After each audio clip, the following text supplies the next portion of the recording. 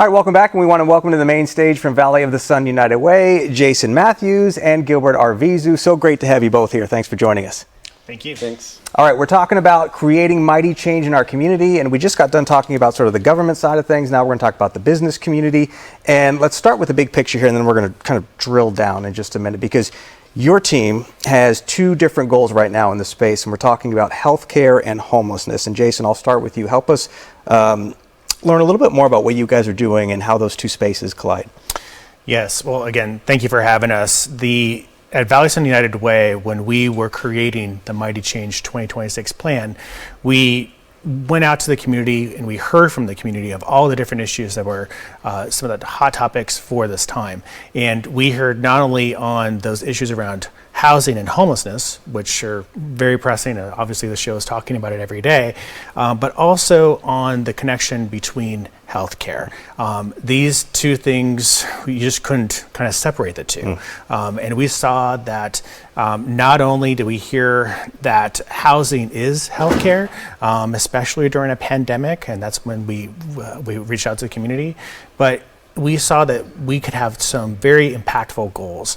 One around not only how can we reduce homelessness in our community by 50% by 2026, but also from a healthcare side, how can we not only reduce food insecurity or hunger by 2026, which impacts all of us from the little ones all the way up to our seniors in our community, but also how can we increase access to affordable health care to 100,000 individuals by 2026. And by seeing those two things together, we saw a big opportunity for mighty change. Okay, and one of those things, and we talk about action, Gilbert, you're going to tell us a little about blue zones. Tell us about blue zones. Yeah, so the term blue zones was created to identify areas in the world where people were living long, healthy lives. And so now in the community health planning space, that's the goal, to have a blue zone. And so what it is, it's a framework. Across the world? So give me an example of.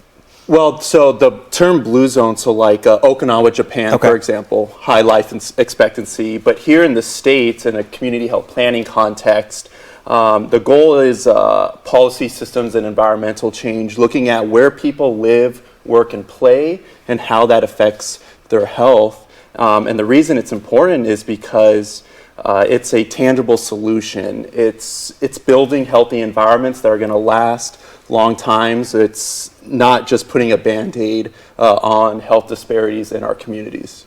And Jason, when you guys talk about your role at United Way, you get to see things, right? You're at tables and you're hearing different conversations. And so tell us a little bit more about how these blue zones are going to affect how Mighty Change 2026 happens. Yeah, I think that the opportunity we see with blue zones is that it's a positive, strength-based way of thinking about what our communities want to be like. When we talk about, even as we, folks are looking for a new home, or they're looking for a place for a new school or a new school district, we talk about all these, livability kind of quality of life indicators. And from our perspective, a blue zone is a way of thinking about that stuff in a very positive way, as opposed to just focusing on the negative components. It's really amplifying the positives of, wouldn't it be great if all residents in Maricopa County could live in a blue zone? And the same kind of factors around access to health care, great access to mental health services, even strong communities, that's something that we feel at the United Way, we can really help to promote that and make that as part of our Mighty Change. Amy and Shannon, this is kind of the exact opposite of what we talked about at the top of the show, where you have to re-educate sometimes, and there are new people coming into positions and new people coming into roles. I understand you guys know each other very, very well. And so when you hear proposed solutions or you hear action items like this, and what's sort of the next step for you guys when you know there's potential for collaboration? Again, we talked about busting silos.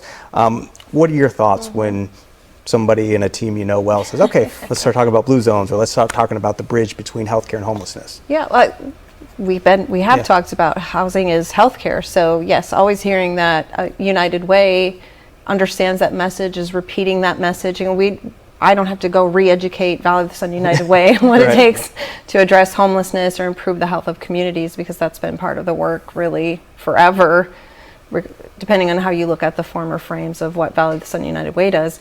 I guess, in listening and thinking about the 2026 goal, my urgency though turns on like, okay, how do we do this fast? Because if we don't start to make change now and homelessness is on the rise, 2026 is only 4 years away. And so sometimes some of these efforts, we all know, take a long time to build, to have the foundation, to have those conversations and make the change. So my sense of urgency is really high because we have over 750 unsheltered people just around the Human Services campus. And there are pockets growing like that all over Maricopa County. And so, I want to know, Jason, what are you going to do for me today? Yes. Shannon, what are your thoughts? Well, I think that there's study after study that shows, what Jason has been talking about as far as the housing is healthcare, and that when people do not have access to healthcare and they're on the streets, their health declines rapidly. And having access to healthcare, especially preventative healthcare, is so important instead of using the emergency room as your primary healthcare model. So it also saves people money in the long run, in addition to ensuring that their health outcomes are much, much better when they have a roof over their head.